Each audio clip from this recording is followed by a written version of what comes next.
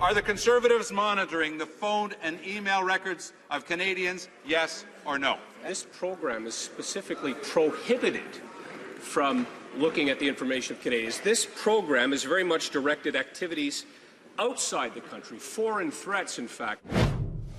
The explosive debate over government surveillance raging in the United States has now hit Canada.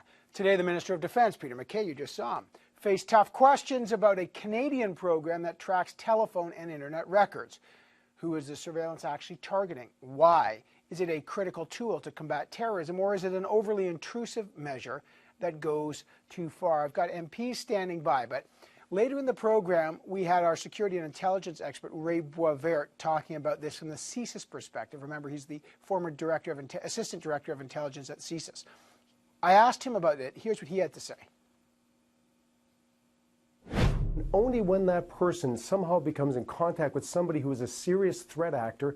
In other words, if I'm in contact by email with somebody like Anwar al-Awlaki, the sheikh out of Yemen who was recently targeted and killed by American forces, that would make me somebody who may then eventually become tracked. All right. In the U.S., this whole thing was kicked off after a guy named Edward Snowden talked about something called the PRISM program, which monitors Americans' online communication, working with telecom companies. Here's what he had to say in an interview from Hong Kong, where he's currently hiding out. I, sitting at my desk, certainly had the authorities to wiretap anyone, from you or your accountant to a federal judge to even the president if I had a personal email. All right. In the U.S., allegedly, Verizon, one of the big cell phone companies, is working with them. I just got a note from TELUS Communication, one of the big telecom providers here. They say TELUS fully supports law enforcement's need to carry out lawful wiretap of communications with a court-ordered warrant. They're just sending me, ensuring proper judicial oversight. It can be a necessary tool in their investigations. But we do not voluntarily release any customer information and will challenge court orders we think overreach. Lawful access laws need to balance policing interests with the privacy of our customers and the cost to the industry. So this is from the communications director, Sean Hall of TELUS. So that's one, as reaction to this pours in. Let me get some MPs. Nova Scotia Conservative MP Scott Armstrong's here. Jack Harris, the NDP defence critic, is here, and so is Francis Scarpaleggia, the Liberal public safety critic. Mr. Armstrong, is the government monitoring the phone and email records, or what's called the metadata, not reading the specific email, but finding out where people are located, what cell towers they're using on their cell phone? Is that going on in Canada? Absolutely not, Evan. What's happening in Canada, the metadata system does not target any Canadians, whether they're in the country or whether they're out of the country, and it doesn't target anyone in Canada. The metadata system only monitors international communication, not Canadian communication. I'm going to be clear on that. No domestic communication is being involved in the metadata system. All right. Let me just, later in the program, I'm going to talk to the former Assistant Director of Intelligence, Ray Boisvert, and I asked him, and he said he would not deny that CSIS is absolutely using monitoring, signal intelligence and monitoring information to collect metadata. He did not deny it was happening, not specifically to read emails or listen into calls, but essentially metadata, just it's a term that's being thrown around. It can track where I'm phoning from, who I phoned, how long the phone call went. Is security in Canada, is that being used? Is any of the data on my phone being tracked somewhere by the security establishment of Canada? In fact, Evan, tracking of data in Canada is actually prohibited by law. So I'm going to be clear again. The metadata system targets not domestic communication. It only targets foreign communication done by foreigners. You cannot target Canadians. So how do you target it? So what does that mean? Well, are they in Canada? Foreigners in Canada, you mean? No, it cannot target anyone in Canada. The metadata system is prohibited by law, and it can't target Canadians, whether they're domestic or international. The metadata system can only target foreign communication, which doesn't involve Canadians. It's there to protect Canadians' security and safety. It is monitored every year by the Canadian Security Establishment Commissioner, who makes a report to Parliament. Canadians have safeguards in the system that make sure their rights are being protected. So you're saying no Canadians are on the calls, the Communication Security Establishment of Canada. Though it's prohibited by law, I appreciate that. The only time you could ever have a Canadian tapped, I think in Canada, and we're all aware of this, is if there was some sort of warrant. And the metadata system is targeting not Canadians, whether they're domestic or foreign. It targets foreign communication. Okay, I just want to be clear, and then I'll get to the others. I'm not talking about listening into calls. That might require a warrant. But is the security system enough? Metadata is a little different. It means that you can kind of collect what it appears to be anonymous data, but then for security purposes, you can zero in if certain flags are raised. Now, the former Assistant Director of Intelligence at CSIS tells us that is happening. You're saying it isn't. Look, the metadata system is what I have information on, and that system is not targeting Canadians, whether they be in Canada or outside Canada. The safety and security of Canadians is protected. However, the privacy of Canadians is being protected through that system. The metadata system is evaluated and monitored and reported on to Parliament every year by the Commissioner, and the Commissioner has consistently reported that Canadians have safeguards within that system. All right, let me move over to Jack Harris. What do you make of this? The government's pretty clear. They say the Communication Security Establishment of Canada is prohibited by law from directing its activities at Canada. We have a statement from the Minister of National Defence's office, and I'll read it to you. He has this to say, to be clear.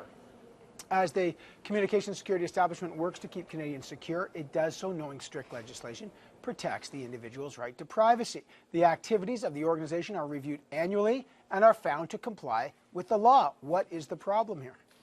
Well, whenever they say, to be clear, you have to be very concerned about the words that they use. Like my friend here says, we don't target Canadians. We asked two very simple questions today.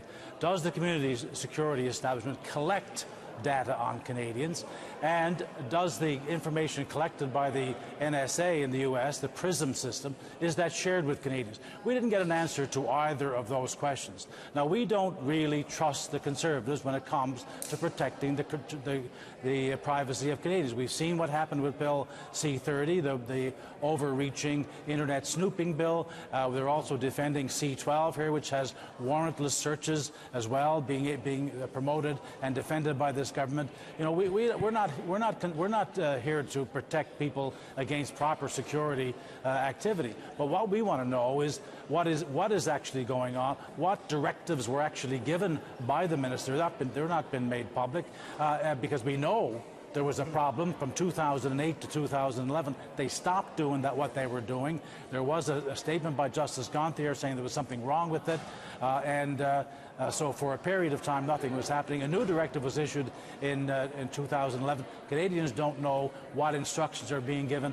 I can accept when he says they're not targeting Canadians, but the Act is actually broader than that. They're not allowed to collect information on Canadians. So that's the problem here. We're not getting the full answer. We're getting a clear answer, which is very narrowly written to fool Canadians. We'll go back on that. Francis Scarpalecchio, what's your take? Well, a couple of things. One is you're not going to get a full answer in question period because answers are limited to 35 seconds, and this is an incredibly complex issue. We saw that with Bill C-30, and we're talking about systems that we don't really understand, and systems that are not discussed in public, systems that even the media have not really reported on until last week. So, but what do you make of the assurances that individuals are not being monitored? Well, there is a commissioner, there is a privacy commissioner, there is a commissioner for the Canadian Security Establishment. But we saw, for example, that Mr. Snowden said, "Well, look, sitting on my desk, I can access all this information." So, no doubt, the minister probably doesn't, have any intention to monitor Canadians. But what are people capable of doing within the system in its kind of unauthorized way? And I think that is really the crux of the matter. That's really where the matter lies.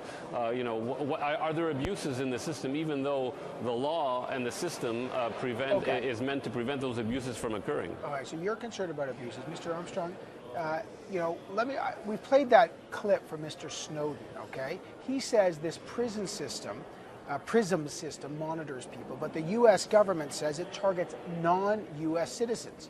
Okay, so the U.S. says we target foreigners. The Canadians say we target foreigners. So let me ask you this. Does the U.S. PRISM system track Canadians?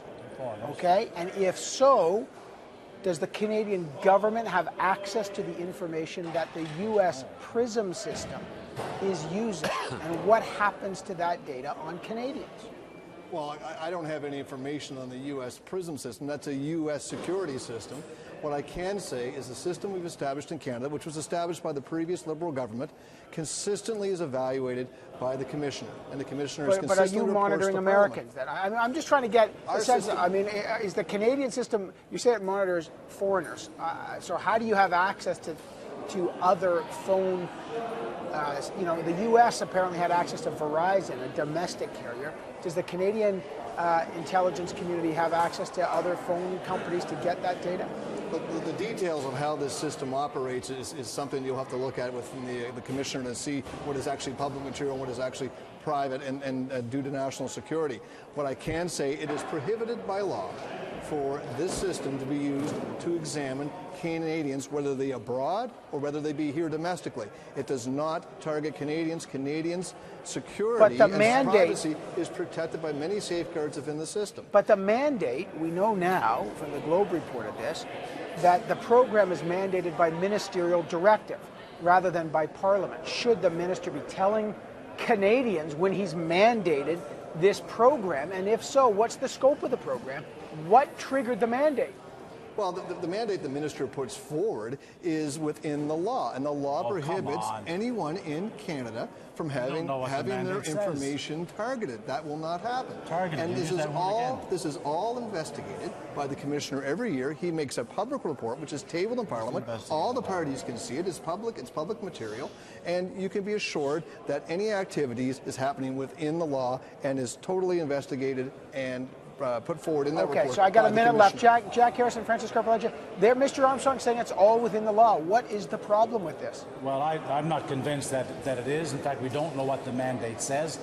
I asked twice, and Mr. Mulcair asked once, is the PRISM information that's collected by the Americans, where, by the way, Canadians are foreigners, so they have information on Canadians, is that shared with the Canadian government? We did not get an answer to that question. Mr. Armstrong didn't answer that question. The British Parliament is getting information like that because the Prime Minister of Britain has agreed to give it to their Parliament. We just need to know, for parliamentary oversight purposes, exactly what's going on in our name, what directives are being given. We can decide then whether they're within the law or not, or whether they're stretching the law, and so Canadians know what's going on. Okay, so Francis Scarpaleggia, again, I'm going to assure Mr. Armstrong is saying that the Canadian government has no access to the PRISM system, the software system used in the U.S. Just because some security intelligence experts tell us that they do have it. What's your view on that? Well, I think we've been calling for the creation of a national security committee that would have the power to meet in camera to discuss exactly these kinds of things. General Dallaire has brought it up in the House, and in fact, we've introduced legislation in 2005 to create such a committee. It's a very murky kind of world. I mean, we know that, for example, the government could be monitoring communications of foreigners, but those foreigners could be communicating with Canadians. So what happens to that information? Is it possible that Canadian traveling abroad would suddenly be detained in an airport because the PRISM system or Canada's own system, identified them as part of a cluster of people who are communicating with foreigners? And so it's very complex, and as I say, we're not going to get an answer in 35 seconds in question period. All right, I got to leave it there. We're going to follow this story later. We'll have more on it on this program. Scott Armstrong, Jack Harris, Francis Scarpaleggia. Always good to have the three of you on the program. Thank you, Evan. Thanks, Evan. We will get that perspective from the former Assistant Director of CSIS, Ray Boisvert, and from Internet communications expert Michael Geist, who wrote a very interesting article about this situation today.